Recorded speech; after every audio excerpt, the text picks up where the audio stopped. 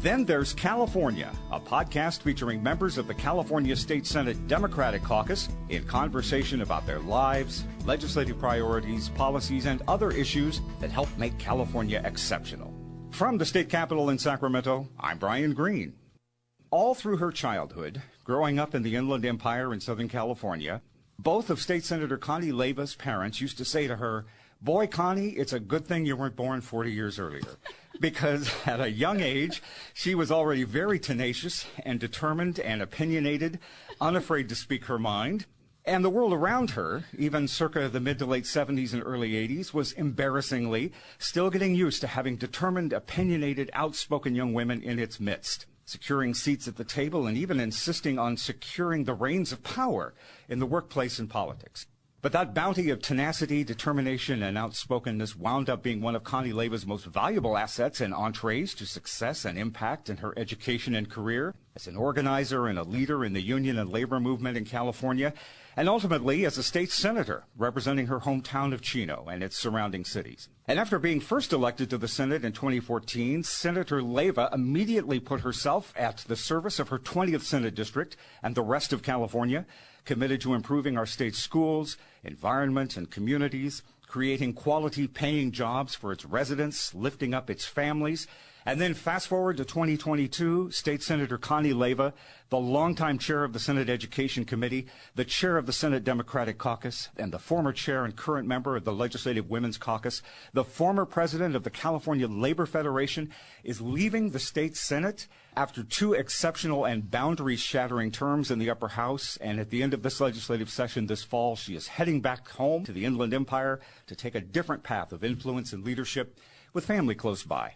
And so on this edition of Then There's California, we'll talk to the good senator from what is still for now the 20th Senate District about the career and life-changing decision to leave the upper house after 8 years, her family, her body of legislative work, and her efforts to secure the rights for women in society and in the workplace, continuing to fight to secure them a place at the table, especially at the head of the table. Senator Leyva was one of my first guests and co-hosts on this podcast when we started 4 years ago, and she's been with us several times since then discussing important legislation and issues, and I'm always grateful to have her join us as she is now heading into, as we speak, the final tumultuous month of the 2022 legislative session. Senator Leyva, welcome back. Brian, thank you so much for having me, and thank you for that generous introduction. Oh, absolutely. I mean, there's so much we have to talk about and so much of your life that I want us to talk about. How are you on this few days before we get started with the crazy session? Are you getting ready for this whiplash time that's traditionally always whiplash? Yes, I'm good, but you know, this is my 8th year, Yes. so if myself and Team Leyva don't know what we're doing by now, there's a problem. But you know what? That's part of what I've enjoyed about the job is that every day is different. There's always something new to do and something fun and exciting, so I'm ready. Well, I suspect as you head into these final weeks, you're already finding yourself looking back a little bit. Yes. Maybe you don't have time to think about things in retrospect, but I'm sure you already are as you plan for the next path in the journey. How does that feel? You know, I am looking back and thinking about the wonderful things that we have done, the things that we've done legislatively, the things that we have done in the district, and just thinking about what an honor it's been for me to get to do this job for 8 years. Maybe already saying some goodbyes, but probably not, right? I mean, you're really full force into this till sine die, right? Yes, absolutely. But I do think a little bit about folks that I won't see after this month because I'm in Sacramento for 1 more month, then I'll be back in the district office. So I am thinking about the people I want to say goodbye to, the people I want to thank that have helped make me successful here, and say see you later, not goodbye. I have randomly mentioned to different people, mostly staff, as we confirmed this podcast recording, that I was going to be talking with you and we were going to have this conversation together. And each one of them, to a person, said, "Oh my God, I can't believe she's leaving. Oh my God, I can't believe Connie Leyva's not going to be in the Senate anymore. Oh, this is not good." And even one person said, "Brian, I'm not going to be able to listen to that episode because I'm just going to cry the whole time." So you you clearly have a lot of fans here. You'll be dragging us kicking and screaming when you leave here in September. You know, people have been extremely kind when I made the decision not to run again, and really it's humbled me because I just came here to be me and do what I thought was right for my constituents in the state of California. But I did have someone tell me this morning, it's not going to be the same without you, and we need more real people like you. And that's a huge compliment to me because I am a real person. Yes. The apartment complex I've lived in for 8 years, and there's a number of older people, and they're so sweet. They always say, we just love that you live here with the regular people. And I always tell them, I'm a regular people too. Yes. I just have a little bit more responsibility. Oh my God, they must absolutely love you. Yes, I love them too. They're awesome. So why are you leaving? You don't have to leave. You technically had one more term. Yes. I imagine that decision must have been difficult to make initially. Tell us about why you're going. It was difficult. So I think everyone knows that redistricting happened at the end of last year. I definitely know that I was the last person or the least person worried about redistricting. Everything we'd seen showed me picking up more cities in San Bernardino County, Riverside County, really the folks that I've always worked with and represented. So December 13th will live in infamy in my mind because when we saw the map, I was just shocked. I lost the whole eastern part of my district, and it put me, the district then now went to all the way up to the 605 freeway over Kellogg Hill and was really majority LA County, which is not really, I've had one city in LA County, Pomona, whom I love, but it's just really not the people I represent. And it also put me in a district with another Democrat. And I really had to do some soul searching because is that really what I wanted to do as the chair of the Democratic caucus for 8 years, to take on another Democrat, Sure. to ask my colleagues to pick sides? So I really did some soul searching and decided that, you know what, maybe it's time to bow out. And it also would have been incredibly expensive. You would have had so many different groups spending so much money, and money that we could use for better things. So I made the decision I wasn't going to run again. And then once I made the decision and got over the fact that I felt like I was really disappointing a lot of people, I absolutely know it's the right decision. I miss my family so much. Being up here 4 days a week is very lonely. When I was elected, I was 46 years old. I'm much older than that now. I'm not a partier. So, you know, you go back to your little apartment by yourself and I read and read and read, but it's just a lonely job. And so I thought, you know what, everything happens for a reason, and this is the time for me to look back on these wonderful 8 years that I've had, and time to go on to a new adventure. So I suppose a few regrets, but no second thoughts. Then, A few regrets, zero second thoughts. In our past podcast discussions, we've focused on specific policy priorities and legislation that you have authored, and we've had District Attorney Nancy O'Malley, Yes. we've had Thoma Ozoma, Yes. we've had the Superintendent of Schools, Tony Thurman, but we've never actually talked to you that much about you and your story and what brought you to Sacramento. So you grew up, you lived in, and you stayed in Chino in the Inland Empire, right? Yes, absolutely. So, I was actually born in Kansas because my dad was in the service. But when he got out, he and my mom and my little brother came back to California. So I've been back in California since I was 18 months old, and in the district the entire time because we moved to Pomona, then to Chino. So I've been there my whole life and had the opportunity to go through all the public schools there, worked for Alpha Beta, a grocery store, and met my favorite husband there. We met in 1986, got married in 1988, and that's just home. That's where I've been. I graduated from college, found out I was losing my job, and found out we were having twins within a 2-week period. You went to college down there as well, I did. Right? So okay. he was attending Cal Poly. I was attending Cal Poly, but we didn't know each other.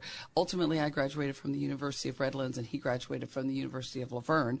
But we met and decided we wanted to get married. And the thing that I always like to tell people is one of the reasons I ran is because I want people to have the opportunities that we had. We both had good union jobs. We were 21 and 23, and we bought a home. And that just doesn't happen for young people today. Yes. Now, the home was $99,000, brand new. But we were also making $12.50 an hour back in 1988. And you think about what people are making now and what homes cost now, and living wages, or real wages, have just not kept up with actual costs of living. So I did that, and then I went to work for the union that I was a member of, and ultimately became the president of that union, the first woman to do that. Yeah. And I'm just going to leave it at that because that could be a whole other segment Yes, on how that's right. difficult that was. Let's talk about that. Okay. You had mentioned before that you were a leader in this stereotypically Yes. machismo, male-oriented Yes. life and atmosphere in the unions, and where you were often the only woman at Oh, the yes. table. And you told me once that you were resented by some of the men. Yes. And then this shocked me when you said this last time, and we didn't get a chance to talk about it. You weren't allowed to have family photos on your desk? Yes. Or call in sick? Yes. It was shocking to me that I was going to work for a union. And so when I was hired by the male president, I started in the benefits department. I quickly realized I wanted to be a union representative. I wanted to be out in the stores, talking to people about their rights, enforcing their contract. And when a position opened up, he flat told me, no, you cannot apply. You're a woman. You will not, you cannot do a good job as the guys. And I was shocked. I was like, wow, people still say that? Yeah. This was in like 1994. And I said, well, okay. He said, and the other thing is that, you know, your husband won't be able to deal with the fact that you're working with all men. And I said, and I still surprise myself some of the things that comes out of my mouth. And I said, well, how about you worry about my job performance and I'll worry about my husband. Good for you. And I said, and I'm just asking for a shot. If I can't do the job, I can't do the job. So he gave me a shot. It was me and all the guys. They were not happy to have me there. And when I was hired, he told me, if you don't have adequate daycare, you will be fired. And I think that's one of the reasons I have been so passionate about daycare as a legislator, because I know how important it is for working families, but especially for working women to get ahead. They have to have adequate daycare. And then he also told me, I don't want any pictures of your family on your desk because I don't want people to know that you have a family. So I, of course, brought pictures of my family. And also when we had meetings, I would bring my young daughters, that my twins were 4 at the time, and I brought them. And I thought, you know what, if he's going to fire me, he's going to fire me, or maybe we're going to change things.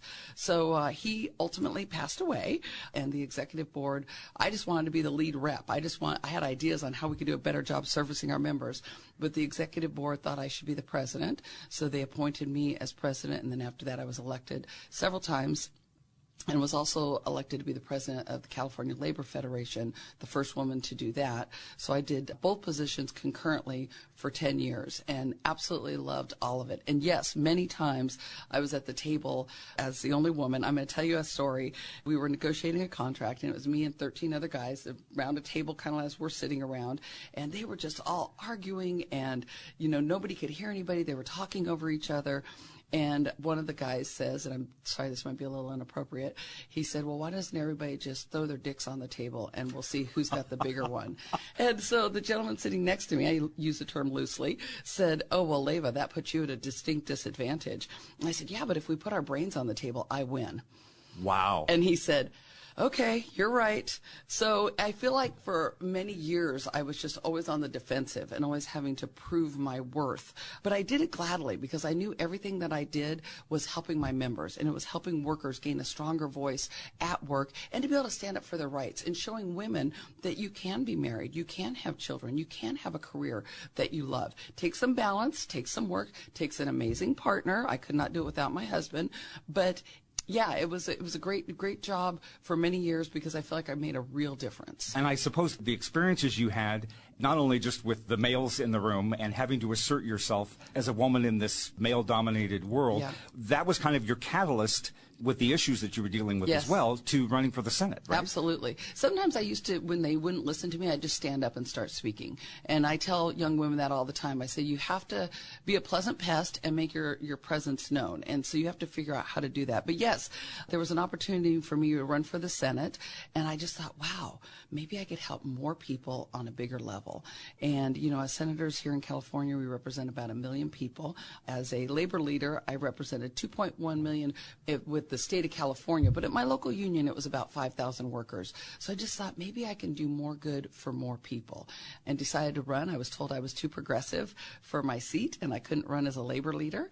And I said, but that's all I got. So I said, I'm going to run as a labor leader, and if it doesn't work, then it wasn't meant to be. You know, as long as I've known you, none of this surprises me in the sense, but it just humbles me to think of how much resistance you dealt with moving through the process and ascending into your career. You had mentioned, you know, talking about reading, doing all your reading at night and the note-taking. You had said one time that with the labor movement and unions, you were singularly focused on certain issues, whether it was workers' rights or pay. Here, the legislature, everything's on the table. Crime, economy. Yes. And so was that transition difficult? Yes. And that's where if you don't have exceptionally good staff, which I do, yes, you could not be successful here, because it was easy to be singularly focused, but I didn't really realize that till I got here. And I tell people that being in the Senate is kind of like being in college, except that you get paid, because you're learning all these new things and you have all these issues that you have to learn about and know a little bit or a lot of bit about a lot of things. But I couldn't have done it without my staff, because they're the ones who made sure I focused on what I needed to focus on, read what I needed to read, because it would be impossible to read every single thing that came across your desk on every issue. So it's really a team effort. And what a staff you have. Yeah. Extraordinary group of people. Has there been a little bit of a deer in the headlights for you sometimes? And I ask that because it's really hard to believe Connie Leyva has those deer in the headlights moments. Yes. But especially at the beginning, was there a little bit of a... Yes, and I think about when I was on Energy Committee, and then after a year I asked to be taken off because I just didn't feel like I was good at it. And to me, when you're here, people are depending on you to make a good decision. And no matter how much I read up and whatnot, I didn't feel like I was really that good at it. And candidly, I probably wasn't super interested in it. I love education. I think I love the more things that directly affect people. Not that energy doesn't, but yes, I definitely felt a little deer in the headlights. But what I used to tell people is I used to say, I'm new to this, but I'm not new to life. And I think that coming to the legislature and having had a 20-year career makes a huge, huge difference, because you've already done something else and you've learned to work with people.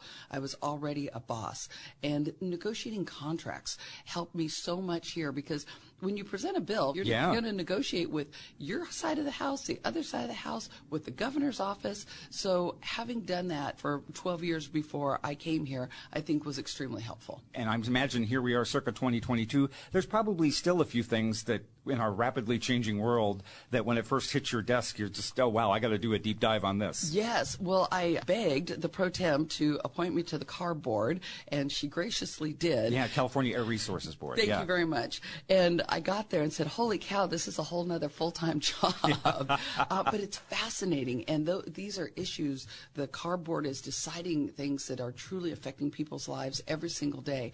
But I've only been on the board a little over a year, and I feel like every day I learn a little bit more. I have to read a little bit more to make sure I'm up on the issues. So yes, you can learn something every day if you choose to. Well, let's talk about some of those issues that you've turned into legislation. We could do a whole marathon 3-hour podcast on all of these bills, but we'll highlight a few of them, just do a little top line of some of these. First, let's start with education. You say you're interested in education, and that sort of answers my first question of why Education Committee? Why be the chair of the Education Committee? One would think labor would be more of a fit for you based on your background, but why education? So labor, my thought there was, this is what I've done for 20 years. I already know these issues. I'm going to vote. I'm going to be a good vote on all of these issues, and I wanted to expand kind of my repertoire as well. And I had been on Education Committee, and at the time I was on Rules, and you cannot be a chair of a committee and sit on Rules. And being on Rules was fascinating. It really helped me as a new legislator understand the process and what happens here. But then, a funny story, I actually asked the pro tem, Senator Atkins, to be the chair of transportation 4 years ago or so. Not because I do love transportation, but I also felt like our district, Senate District 20, kind of gets left out sometimes, and I thought maybe I could be a stronger voice. And she called me and said, well, I have another idea. How would you feel about being the chair of Senate Education? And she goes, you could say no, you could take time to think about it. And I said, yes. I said, I just hadn't thought of it.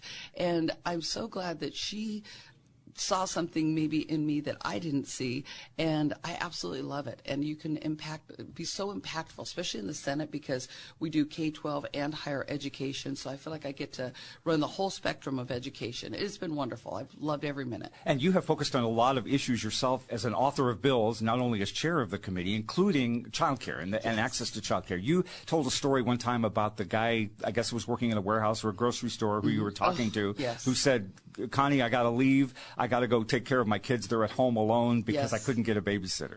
It is. I've never forgotten that. He worked night crew, midnight to 8, because he felt that he could leave his children, 10, 8, and I think 4, at home asleep while he was working.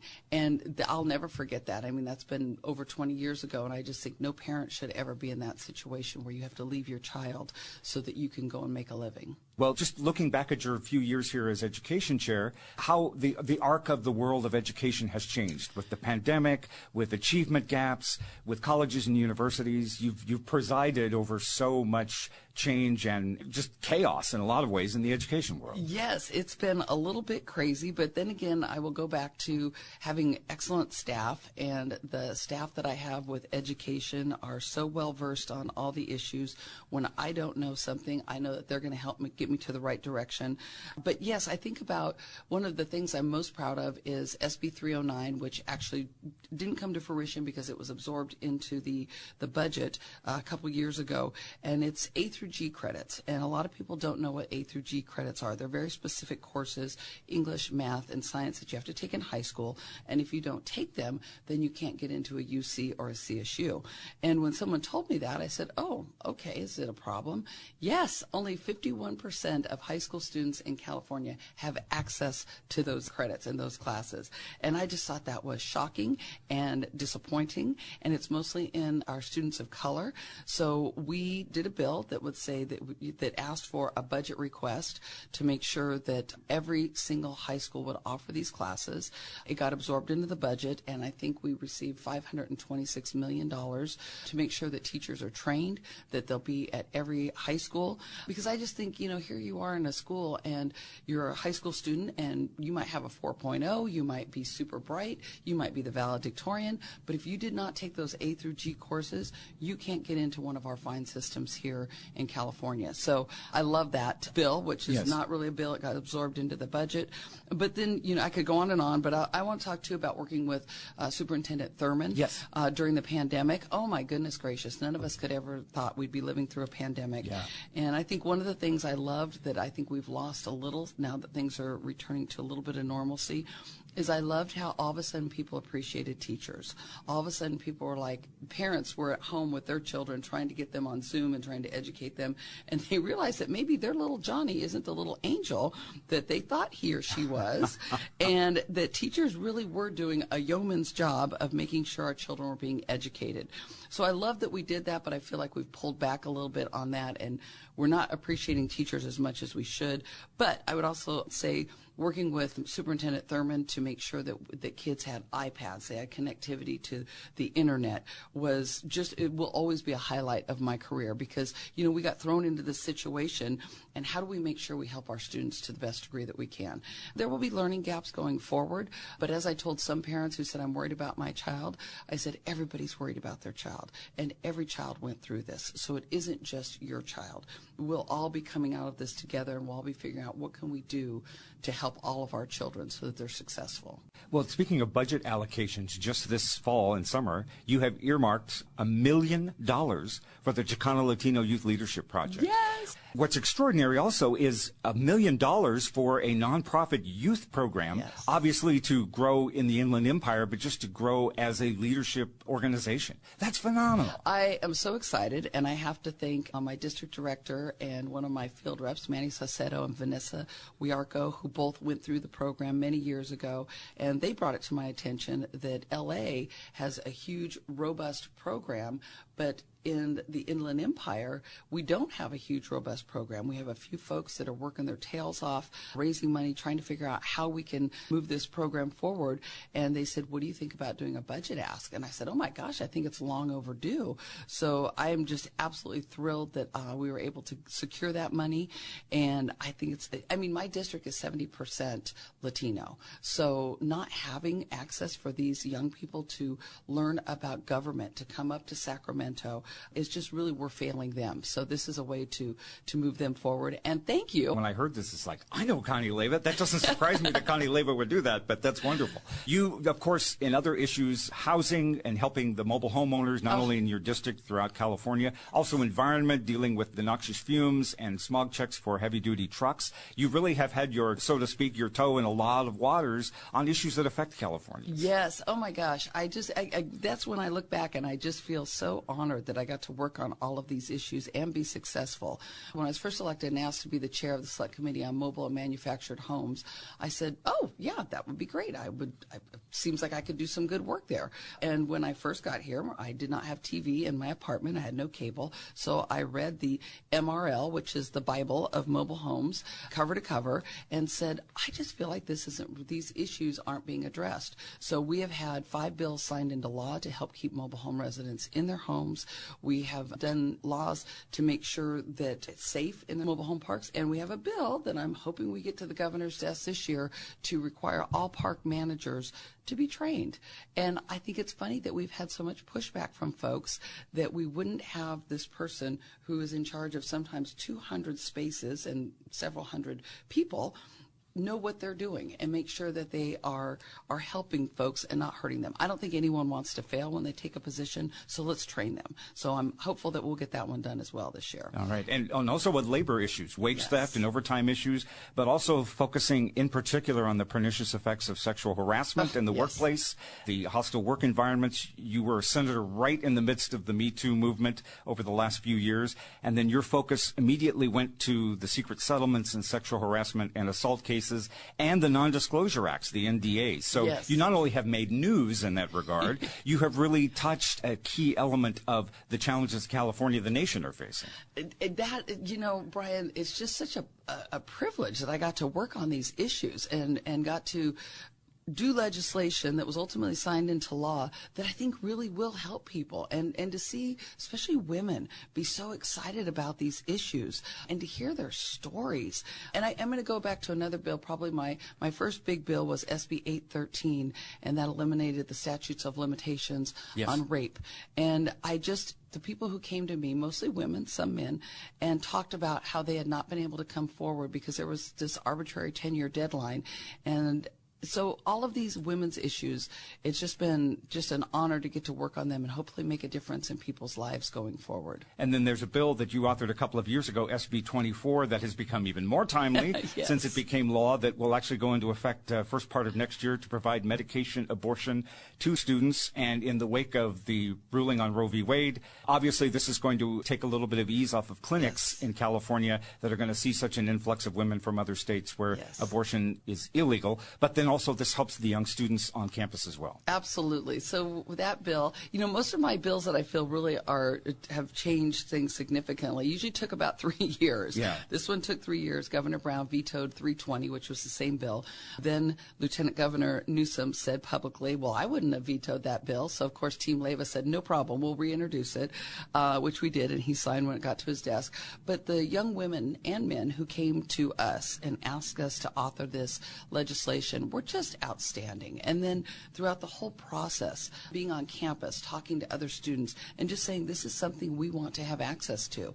And I think what people forget, just because you have a right, if you don't have access, then you really don't have that right at all. That was then. Now we don't, even, thank God we're in California, so many women won't have the right to access an abortion. And as you said, this will now ease up some of the pressure we know that clinics are going to face. I was at a Planned Parenthood clinic about a month ago in San Bernardino, and they had seen a 900% increase. Oh, my gosh. The week after Roe v. Wade was overturned. And they said, we know we'll continue to see those increases. So I think my bill is providing a service that young people want and need, but I think it's also in the bigger scope of things going to help other women who find themselves in this situation. And I just have to say I'm absolutely shocked that in 2022 we had settled law. We have 3 Supreme Court justices justices who flat out lied and said this was settled law and then changed their mind. Maybe they always knew they were going to do that. And I think we're in a very precarious spot here in the United States when we cannot count on Supreme Court justices to keep their word. Who can we count on? So I do worry about things going forward. But on this issue, we did some good work on Team Leyva. Do you think this has galvanized the women's movement? As a former chair of the Legislative Women's Caucus and still a member, do you see a rallying of the troops, that a lot of people, that perhaps younger ones, that took this right and this privilege for granted? Yes, absolutely. I think, and sometimes I always say everything happens for a reason, and this may have happened because we do get lackadaisical, and we do think, especially, in California, we're very lucky to be very progressive. As Democrats, we have a big tent. We listen to everybody's voices, and I think sometimes we forget that if we don't continue to fight for our rights, we will lose them. So I definitely think I think we have 10 bills that are in the legislature this year regarding abortion and access to abortion. So I definitely think it has galvanized women and men too. Well, it's interesting. I've just finished reading Billie Jean King's autobiography from last year called All In. Fabulous book. And you know her lens and her perspective in history and really pushing against the glass ceiling. In her book, she has a quote. She says, "Illuminating the challenges and paths to achieving equality is important because power and influence are still mostly held by white men. I've spent my whole life watching men stick up for each other and help each other, even men who have little in common with each other except that they're men, and they'll even actively organize with each other to shut women out. Women," she says, on the other hand, "don't band together or organize that well." Do you agree with that? I could not agree with that more. Men are excellent at having each other's backs. They are excellent at standing up for each other. Women, we do not do that. When I was chair of the Women's Caucus, we were at a meeting one day, and before we started, I said, "You know what we're going to do, ladies?" I said, "Turn to the person next to you and compliment them. Tell them something nice about them, something you like about them." Because I think that women just aren't good at that. And I think for so many years we've been pitted against each other because, there's only one woman on the corporate board, and who's that woman that's going to get that? So I think by opening up more opportunities for women, that helps that. But we as women just have to be excited for each other. When I see another woman succeed, I'm excited for her. We can't be jealous, and we also have to look out for each other's best interests and not be catty, because we do that too sometimes. Thank you for sharing that. Let's talk about your family, which I know is a key impetus in your decision to leave Sacramento. Your family has had an extraordinary impact on you, and obviously affecting the legislation and the policies that you have brought up as well, right? Yes. Oh, my people, I love them so much. Well, you told me one time, you said that my goal here at the end of this is for my family to still like me. Yes. And they do still like me. That's good. And I said that because, and I meant it, because I'm going to be away from them for 4 days a week. Yeah. And I have been. And so, and you get pulled in so many different directions. You get asked to vote on so many different things. And what I learned, and I tell people, just figure out who you are and be that person. And I just wanted my family to know that I will be the same person that they always knew. So I'm very excited to be home with them more. That's great. Well, actually, I have some special guests on the phone with me here right now. I believe this is Al and Jesse and Allie. Are you guys there? What's up? Hello? Hello? What up, Connie? Oh, my God. Hi, Mom. Hi, guys. I'm totally crying. Sorry, I didn't mean to go Oprah I on knew you it. Stop crying, because I'm going to cry. Pull it together. Pull it together. Let's tell you. Thank you, do. Al and Jesse and Allie. Thank you so much for it. Connie, Leyva, this is your life. I don't know. You guys may have just seen each other 4 hours ago, but I'm so glad to have you here. So, husband and daughters, do you still like her after these 8 years? We like her and we love her. Yes, we still love her. Our favorite mom. Definitely our favorite. Well, Allie and Jesse, girls, you were already in college, I guess, when your mom was elected to the Senate. And so the transition, I assume, was not that hard. You weren't like 5-year-olds wondering why your mom was leaving 4 days a week. But does it excite you to know that she's going to be home more on a regular basis now? That means she gets to babysit more often with the grandkids. I don't sense that she's going to have a problem with that. So. No. Oh, my gosh. I can't believe you guys are on right now. Yeah. This is awesome. Well, Al, if I can call you Al, I'll call you Al and I'll call her Senator Leyva. She told us one time that when your daughters were younger, you both agreed that you, Al, would stay home and be the house husband, be the at-home parent, and go to the PTA meetings.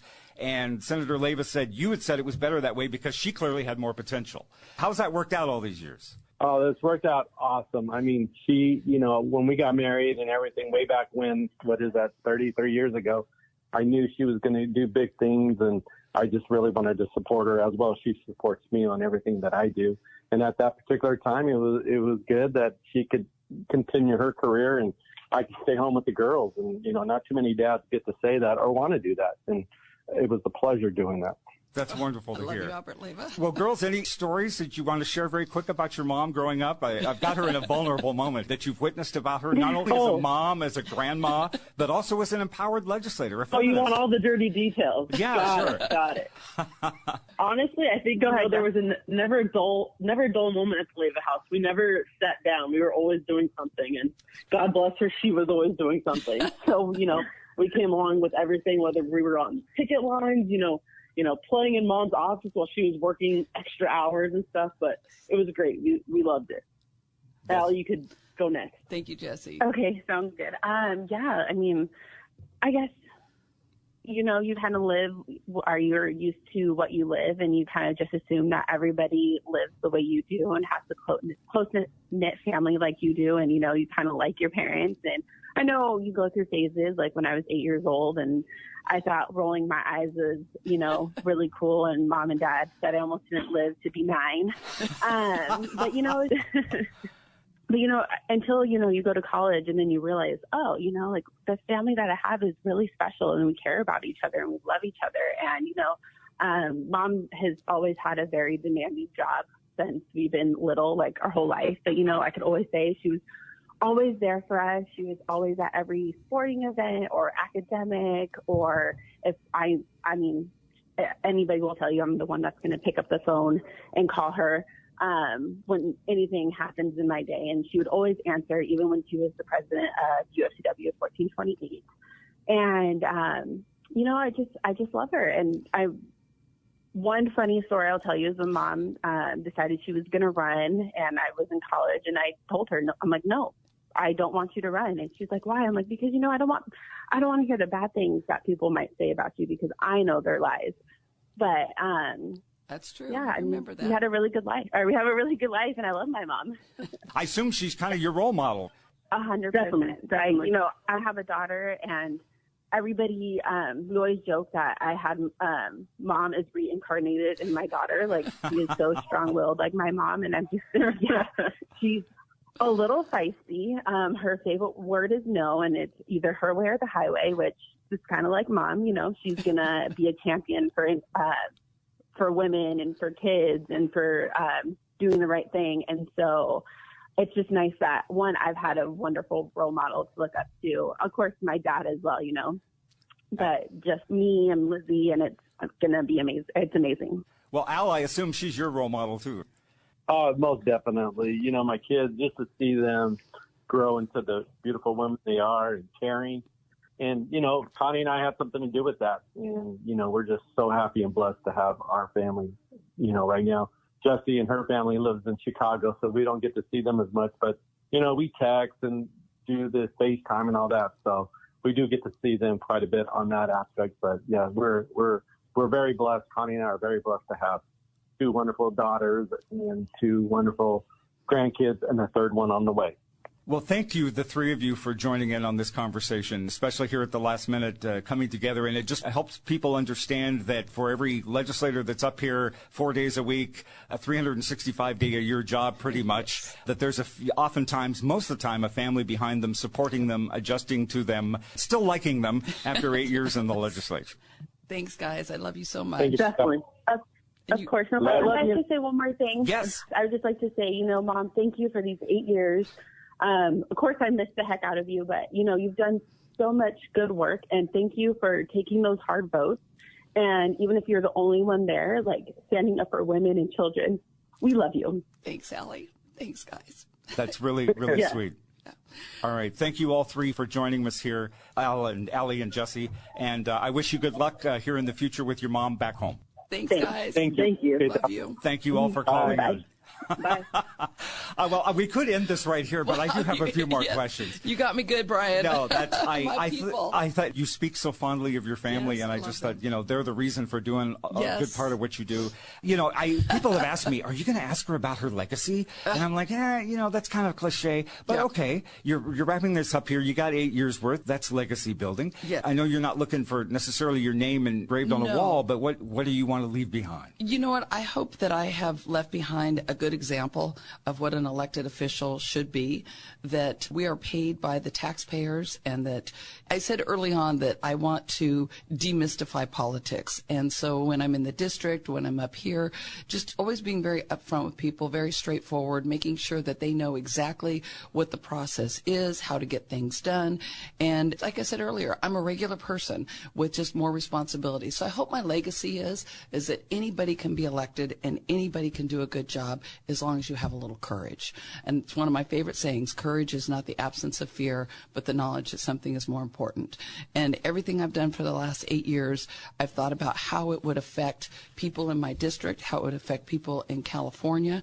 And I hope that I've set a good example for other people who run for office. Any unfinished business? No. Unfinished business for California? No, not at all. I mean, God knows there's plenty of work to be done, but I feel like we have really done an extraordinary job on Team Leyva, getting great legislation turned into law. The work that we did in the district, we have left Senate District 20 better off than we found it.